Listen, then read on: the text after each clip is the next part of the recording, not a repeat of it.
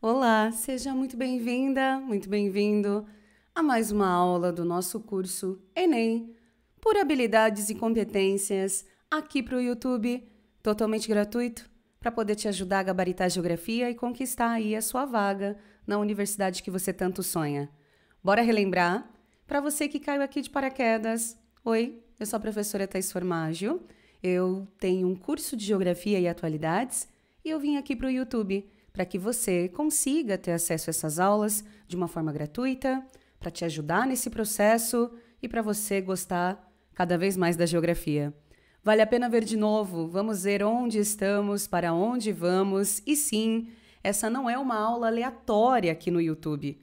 Esse é um curso no qual nós estudamos os temas que são relevantes para o Enem, incluindo a temática de industrialização.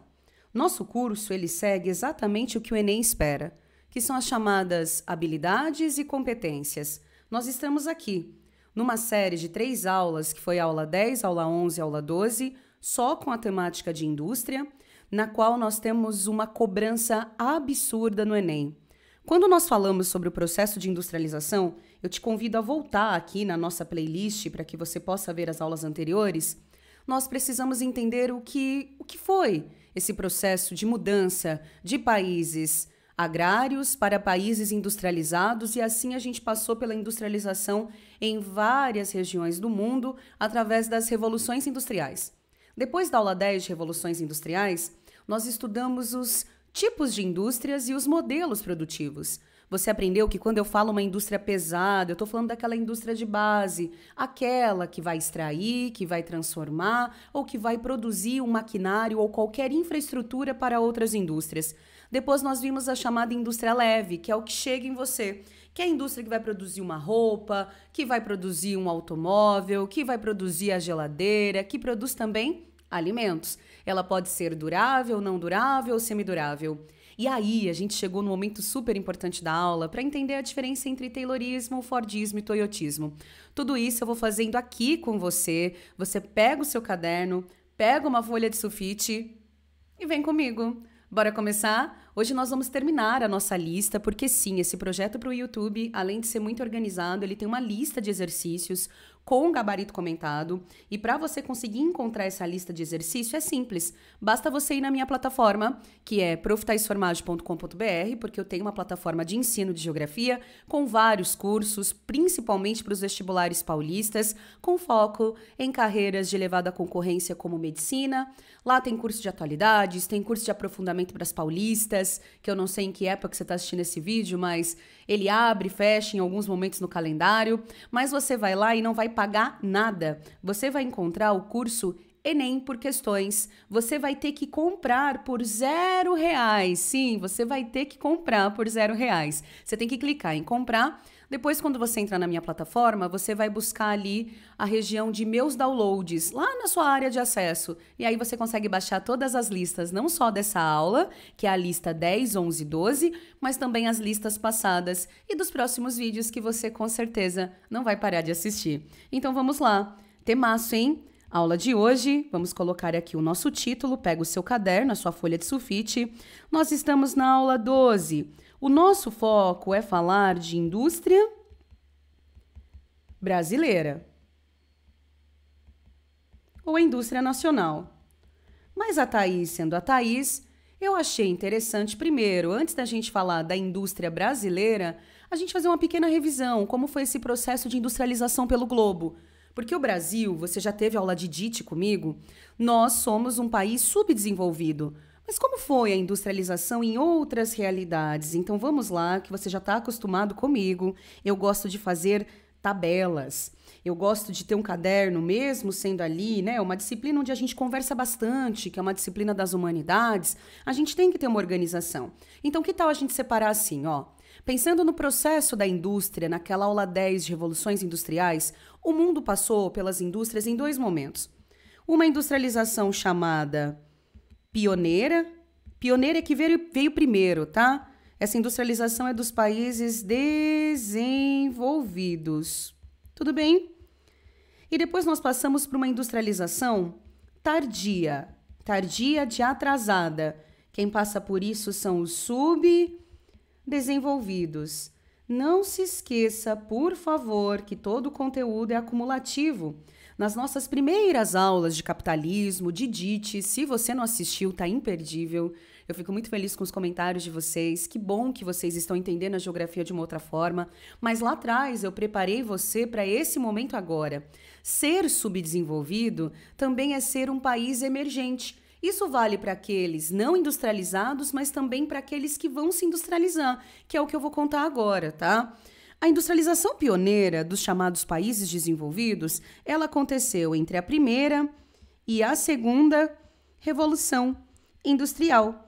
Ou seja, você que assistiu o nosso curso direitinho na aula 10, você sabe que foi no século XVIII e no século XIX. No século XIX, eu quero dar um exemplo de um país específico, que são os Estados Unidos. Turma, você não é obrigado a saber desenhar o mapa dos Estados Unidos de cor, mas a gente tem que saber mais ou menos, ó, que ele vai ter esse formato aqui, ó. Mão livre, hein? Vou desenhar mais ou menos, vou colocar a Flórida aqui. Aqui a gente tem aquela entrância que são os grandes lagos. Seattle vai estar aqui. Pronto, esse é o mapa dos Estados Unidos, tá?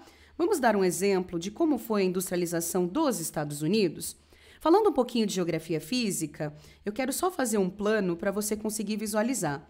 Você sabia que na costa oeste dos Estados Unidos nós temos uma região montanhosa de dobramentos modernos, por isso que eu faço afunilado, que são as chamadas rochosas.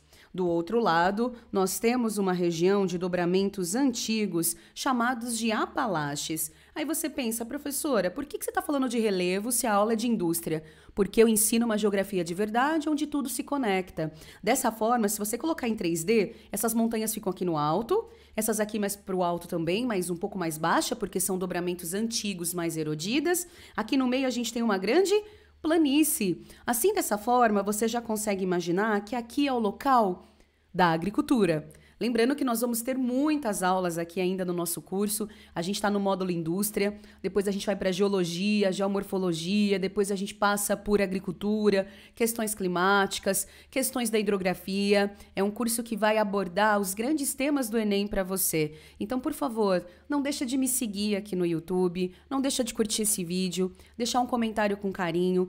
Não é fácil pegar uma rotina tão grande como a minha, né? Eu trabalho em escolas e eu também tô aqui, eu tenho meu curso, tô aqui pro YouTube. Então deixa esse comentário com carinho aqui para que esse projeto possa continuar lindamente, tá? Então, eu tô falando tudo isso para você saber que, calma, você vai ter outras aulas, mas já seria legal você pensar que aqui nos Estados Unidos é uma área de destaque para a agricultura. Tudo bem? Aqui, gente, eu vou pintar de azul só porque essa região é conhecida como Grandes Lagos, bem ali na fronteira com o Canadá. Deixa eu te contar uma história. O seu professor ou a sua professora de história deve ter te contado que os Estados Unidos, eles foram colônia da Inglaterra, do Reino Unido, né? Conseguiram a sua independência e aí vai começar aquele processo de expansão para o oeste que você já deve ter ouvido falar. Mas eu preciso te contar que a primeira área dos Estados Unidos que vai se industrializar é essa região Nordeste. Coloca aí para mim, NE. Você já teve aula de pontos cardeais e colaterais comigo. No Nordeste dos Estados Unidos, logo no século XIX, vai surgir um cinturão chamado Manufacturing Belt. O Manufacturing Belt, na tradução, nome metido, tá? Belt, galera, significa cinturão. Manufacturing é manufatura. O cinturão da manufatura foi onde a indústria dos Estados Unidos começou. Por quê? Porque ao sul você tinha uma atividade mais agrícola. Tá lembrando daquele filme 12 anos de escravidão? Que fala o quanto a região mais ao sul dos Estados Unidos tinha ali sua economia pautada na agricultura, mas infelizmente, principalmente no comércio de pessoas escravizadas. Então essa galera era da agricultura, enquanto essa galera dá início às primeiras indústrias dos Estados Unidos. Tudo ia muito bem, essa indústria estava lá durante o século XIX, é aqui que vai ter uma cidade, galera, bem aqui, ó, chamada Detroit. Nossa, Detroit até é o nome de um jogo que os meus alunos me indicaram, se chama Detroit Become Human. É um jogo muito legal de inteligência artificial, androides. Vale muito a pena se você gosta de videogame, tá? Porque eu adoro. Então vale a pena depois você procurar. Mas Detroit é uma região bem famosa que fica próxima dos Grandes Lagos, que foi considerada a capital do automóvel, onde nós tivemos a ascensão do Fordismo, que você viu comigo na aula passada. Tudo ia muito bem, a região Nordeste, lembrando que Nova York vai estar por aqui também, Chicago vai estar por aqui, então tudo ia muito bem, até que nós já tivemos essa aula, uma das aulas mais assistidas aqui do canal, chegamos na globalização. A globalização, ela entende que eu não preciso mais fazer esse carro nos Estados Unidos, que a ideia é baratear. Então, essa indústria vai sair dessa região dos Estados Unidos e ela vai para o México, ela vai para outras regiões. Então, o que era o Manufacturing Belt meio que vai ser abandonado a partir de 1970. E a gente vai passar a chamar de Rust Belt. O que é Rust em inglês? É ferrugem, é o cinturão enferrujado. É um local onde nós temos exatamente as indústrias saindo. Porque pensa bem, por que aquelas fábricas pesadas que produzem o carro inteirinho vai ficar aí se eu posso ir para o México, se eu posso ir para a América do Sul e baratear a minha produção? Nos países ricos tendem a ficar as sedes, os centros de decisão. Fábricas para baratear com a globalização vão ser espalhadas. Para entender melhor, não deixe de assistir a minha aula de globalização, que é um pré-requisito, tá?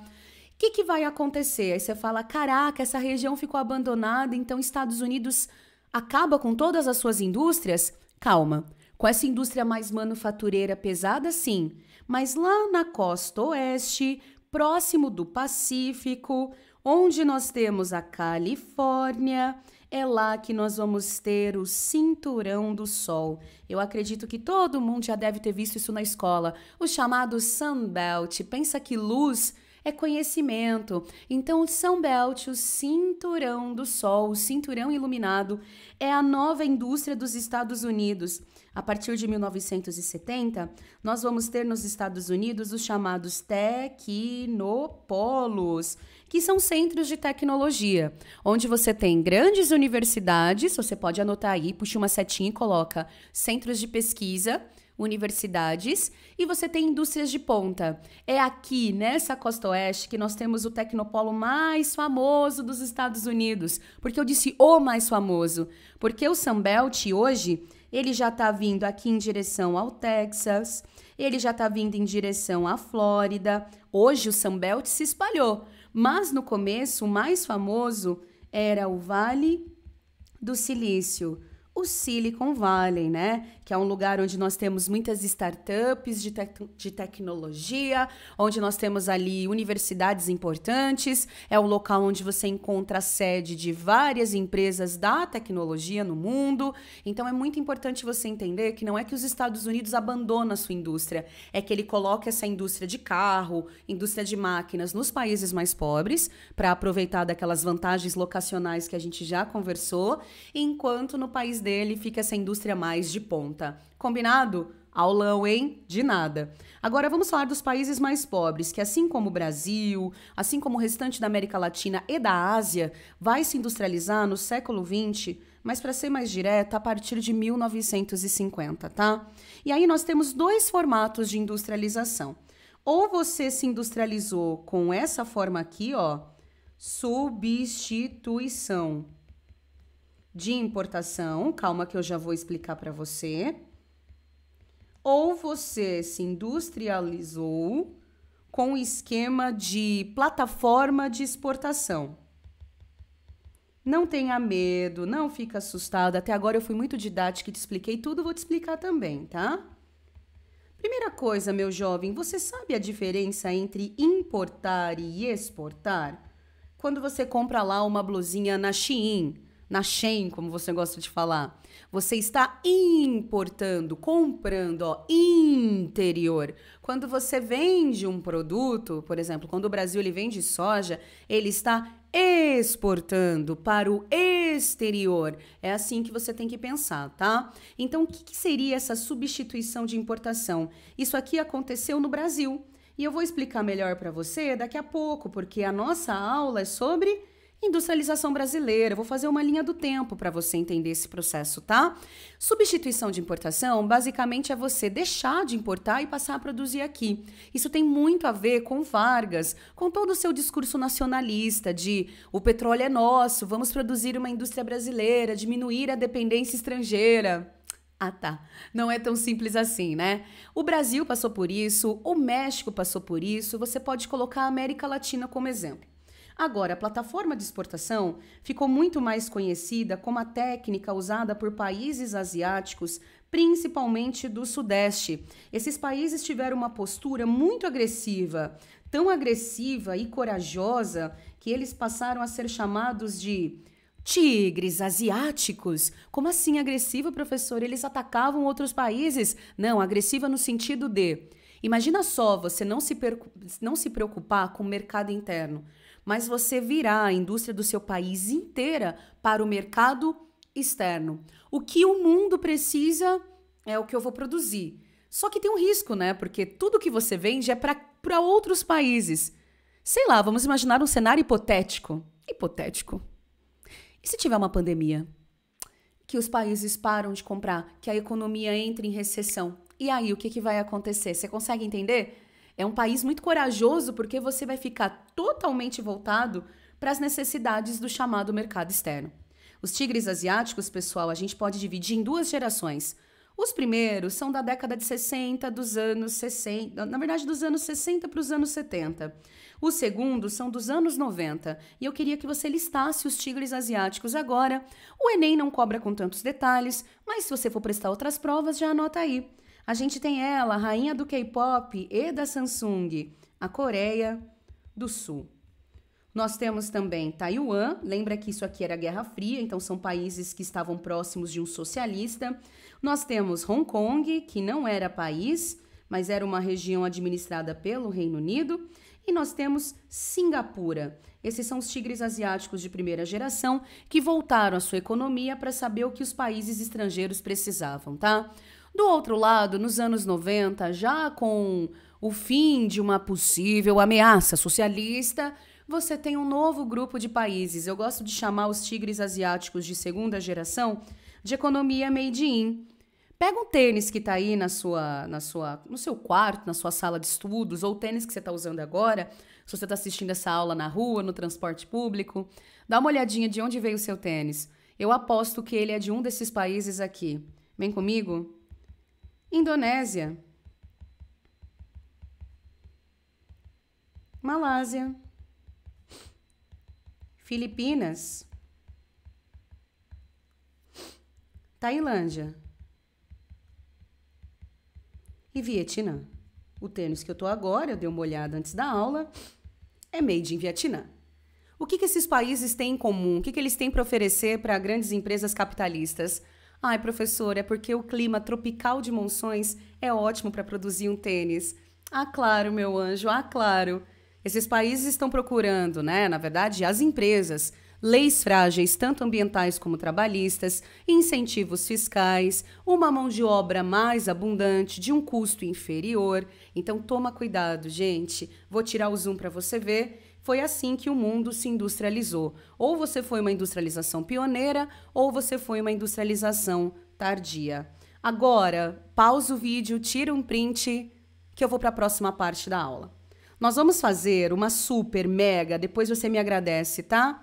Vou fazer uma linha do tempo linda para você da história da industrialização brasileira. E aí eu vou fazer assim, ó. Essa história a gente pode pensar em 4 fases, pode ser?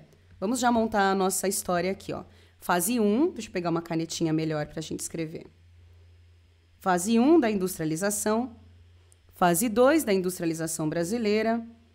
Fase 3 e a fase 4, que é a fase atual. Algumas dessas partes do conteúdo você também vai aprender com seu querido, a sua querida professora, professor de história. Mas eu queria deixar claro uma coisa. Faz o título, tá? Essa é uma breve linha do tempo sobre a industrialização PTBR, a industrialização nacional. E se tem uma palavra que envolve o nosso processo, turma, como todo processo, assim como o seu aprendizado, ele é contínuo e constante, aqui também. É um processo que está em curso, tá? E esse processo, infelizmente, é marcado pela dependência. Ou seja, nós, na nossa história, não desenvolvemos uma industrialização própria, mas sim pautado numa grande influência estrangeira, dependente tanto de capital, mas também, infelizmente, de tecnologia. Isso é fruto de um país que não entende ainda o valor da educação e da valorização desse cenário para a nossa economia, tá? Então, bora lá. A gente tem a nossa linha do tempo aqui. Você sabe que eu amo construir com você. Eu vou conversando, a aula passa e você nem percebe. Antes da nossa indústria acontecer de verdade, tudo rolou com o que a gente chama de surtos da industrialização. Como assim surtos? A nossa indústria surgia e quebrava, surgia e quebrava. Nós estamos no século XIX até o início do século XX. O Brasil nunca teve uma indústria de verdade. Nesse período, a mão de obra brasileira, lá no século XIX, era principalmente uma mão de obra escravizada. Mão de obra essa que não tinha salário, então não tinha consumo. As nossas cidades eram cidades ainda pequenas, que não geravam esse grande consumo. Mas você deve lembrar que no ano de 1808 a gente tem a chegada da família real no Brasil, e aí essa chegada da família real, ela vai gerar um maior dinamismo internamente da nossa indústria, ao mesmo tempo que ajudou a quebrar a indústria que estava engatinhando. E eu já vou te contar o porquê. No ano de 1808, então, você pode colocar a chegada da família real, que você vai aprender lá com a aula de história, que veio fugida, né, família real? A família real de Portugal veio fugida, e eu não sei se você deve lembrar que até essa época o Brasil ele tinha um pacto com Portugal, que era o pacto colonial. A gente só podia comprar e vender para Portugal, de Portugal. Então nós tínhamos uma linha muito direta. Só que quando a família real chega aqui, a bonita começa o quê? A bonita começa a ter algumas necessidades de uns produtinhos da Europa, porque ela estava com saudade. E aí a gente tem a abertura dos portos. Thaís, isso foi positivo para a nossa indústria? Não, pessoal, num primeiro momento não. Por quê? Legal, vai entrar produto de fora, mas e a nossa indústria? Lembrando que eu não estou falando do consumidor, eu estou falando da história da indústria brasileira. A nossa indústria não consegue concorrer. Foi aí, eu estou sendo muito específica, tá? Que o ministro chamado Alves Branco colocou uma lei de taxação. É um debate que tá tendo esses dias com as blusinhas, né? Da Shein, com as coisinhas ainda da Shopee. Isso é uma medida protecionista. Taxar produtos de fora para incentivar a indústria nacional. Foi aí que o nosso país, que sempre foi um país agrário, que sempre foi um país que priorizava a agricultura, passou por uma crise. A crise do café. A crise do café vai induzir o nosso país a se industrializar. É então que nós chegamos na segunda fase. A primeira é chamada surto, ou seja, não foi uma industrialização de fato. A segunda é a que mais cai na prova de história. É a fase nacionalista desenvolvimentista. Você conhece essa retórica aqui, né? Desenvolvimentista.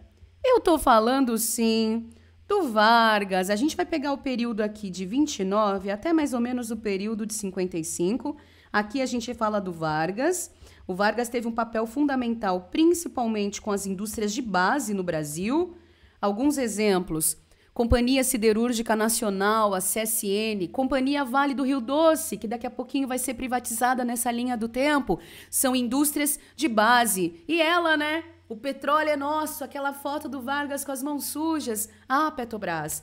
A estratégia que o Vargas usa, você viu comigo na lousa passada, é a chamada substituição de importação.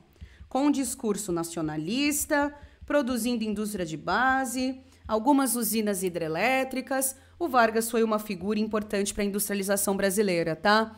Os autores e especialistas vão dizer que o Vargas foi o primeiro presidente a realmente ter uma política voltada para a industrialização.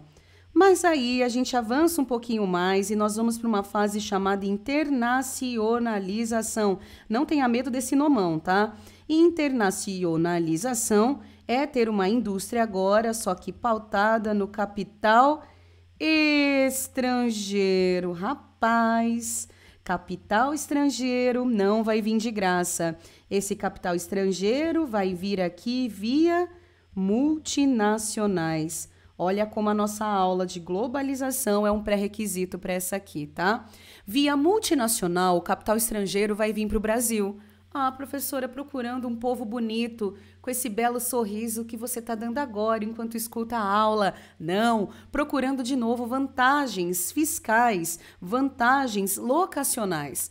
Esse período, gente, ele vai durar entre 1955 até praticamente 1988, que é quando nós vamos ter a nossa nova Constituição, a redemocratização, e a gente vai dividir esse período em dois grandes momentos. O JK e os militares, tá? O JK, todo mundo sabe do plano 50 anos em 5, a ideia dele desenvolver o Brasil, só que o que talvez você nunca levou em conta é que esse desenvolvimento foi muito pautado em capital estrangeiro. Não, o JK, ele tinha o que nós chamávamos de tripé, que eu acho que você aprende na aula de história. Tinha o capital estatal, sim, o JK tinha estado na economia, mas era um estado não tão forte quanto o do Vargas.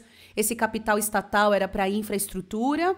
Depois você tinha o capital nacional, que era aquela elite agrária que agora vai começar com uma indústria mais de alimento, vestuário. Só que tem um problema, meu amor, indústria de alimento e indústria de vestuário.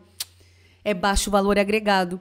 E quem vai chegar com a indústria automobilística, química, farmacêutica, que é a indústria que dá dinheiro? O capital estrangeiro. É por isso que eu falo para você que o Brasil hoje, ser um país ainda muito dependente de outros países, foi sendo construído, tá?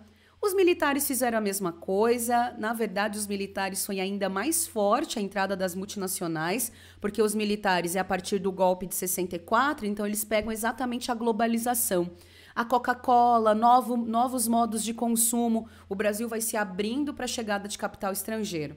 Até que nós chegamos na última fase e não menos importante, o neoliberalismo. Neoliberalismo não é o novo liberalismo, é o retorno das ideias liberais. Nós estamos aqui, pessoal, nos anos 90, até praticamente o período atual, que tem muito dessa pegada ainda neoliberal. Quando a gente fala de neoliberalismo, a gente fala de Estado mínimo. O Estado não deve interferir na economia de acordo com essa visão. Essa é a fase dos dois Fernandos. É a fase do Fernando Collor de Mello e do FHC. Aqui nós vamos ter importantes privatizações, incluindo a privatização da Companhia Vale do Rio Doce. A Petrobras não será privatizada, mas vai haver uma abertura de capital. A Petrobras vai permitir que outros países e outras empresas possam explorar o petróleo. Antes nós tínhamos um monopólio desse petróleo e assim você vai percebendo que a nossa indústria vai avançando. Só que tem um problema. Pause e tira o print. Por mais que nós temos esse processo da industrialização brasileira acontecendo, deixa eu mostrar uma coisa para você, tá? Eu vou criar uma caixa postal para você me mandar chocolate de presente. Mentira, o que eu quero, meu maior presente, é a sua aprovação e você voltar aqui nesse vídeo no próximo ano, contando para mim que você foi aprovado usando aqui as nossas aulas gratuitas nesse projeto solidário muito bonito, tá? Eu tenho uma notícia para te contar.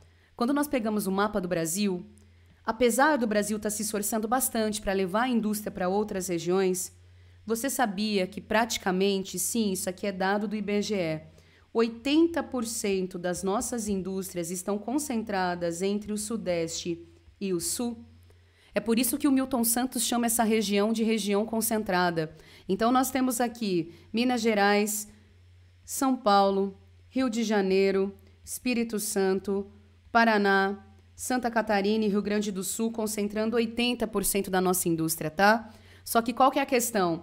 Desses 80%, praticamente o estado de São Paulo sozinho detém uma fatia gigantesca.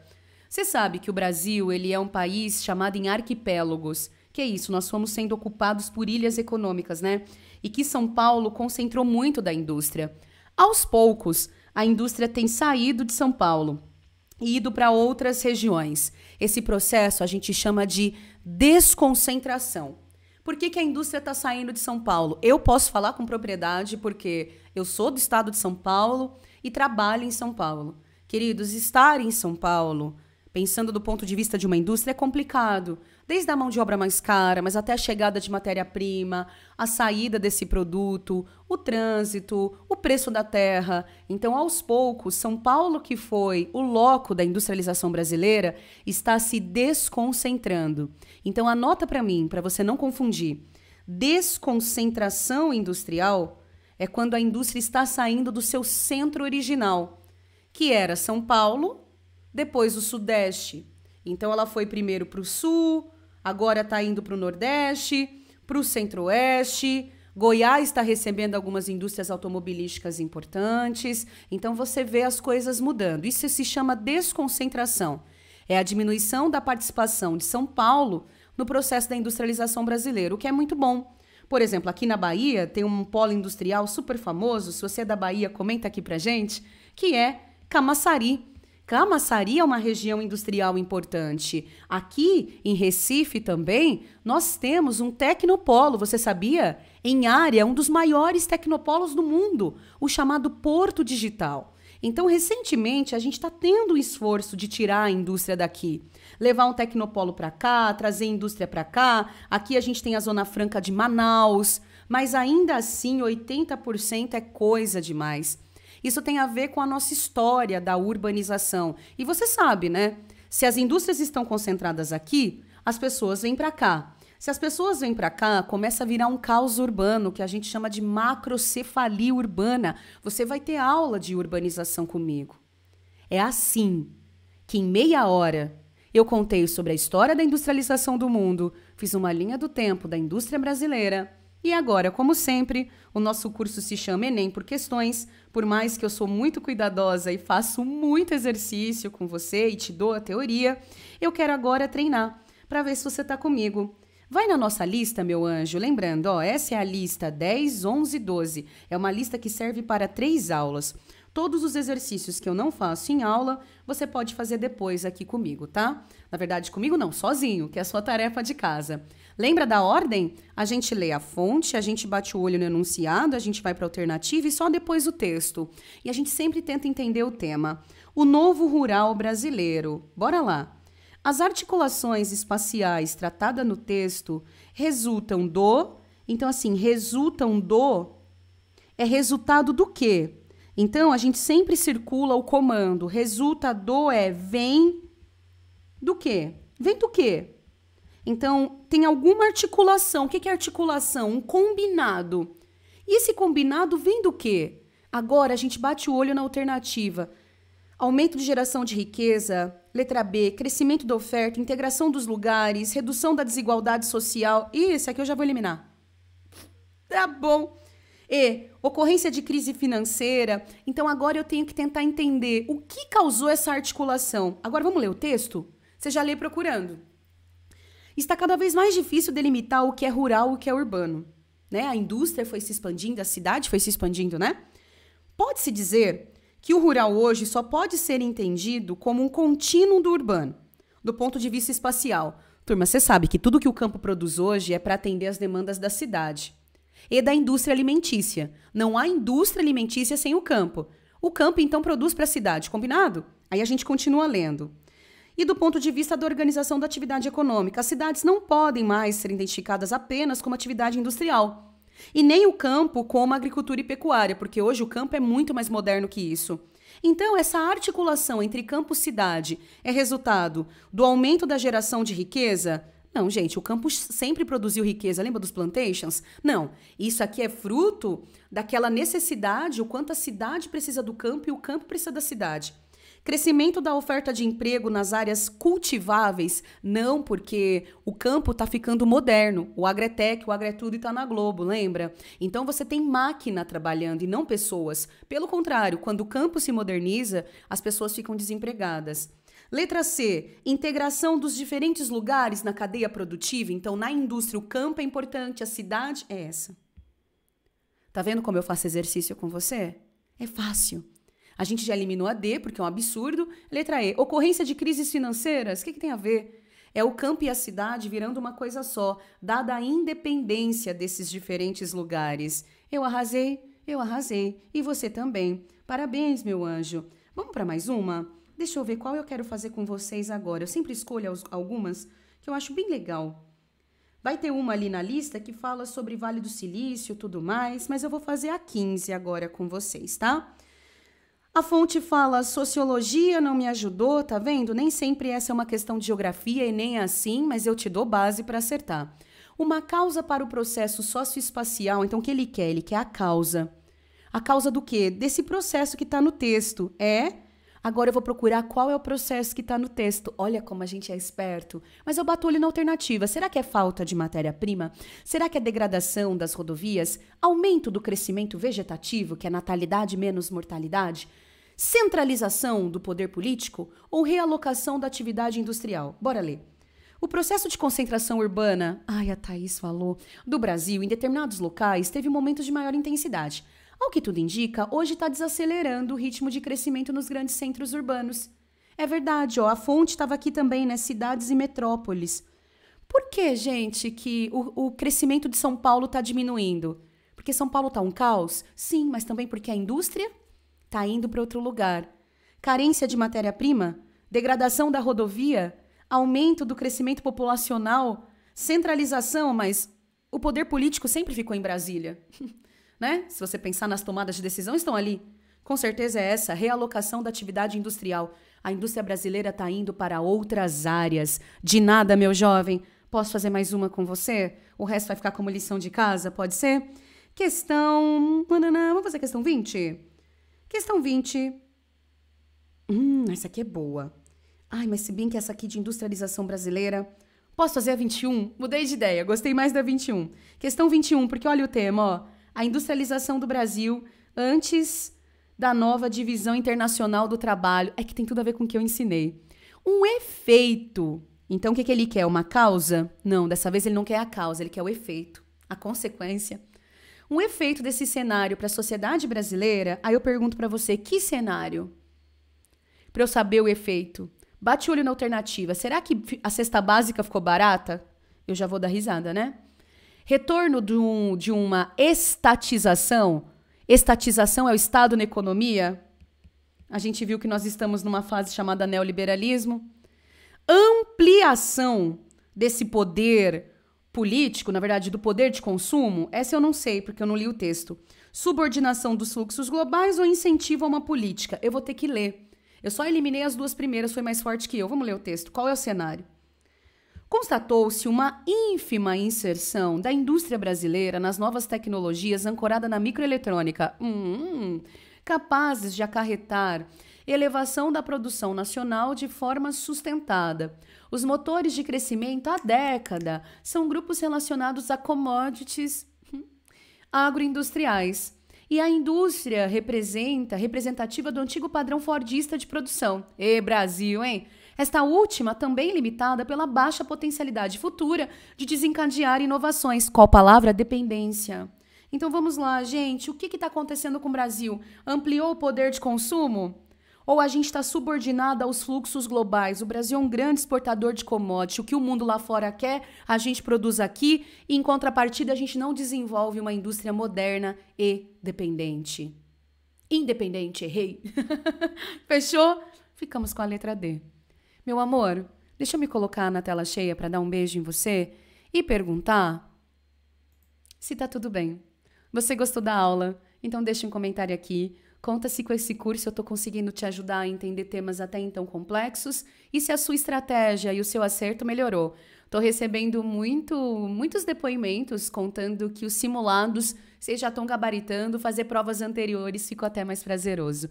Um beijo para você. Manda esse vídeo para um amigo, uma amiga vestibulanda que não tem condição de arcar com um cursinho e que precisa assistir essa aula. Até mais. Te espero na nossa próxima aula falando de geografia física, geologia. Tchau, galera!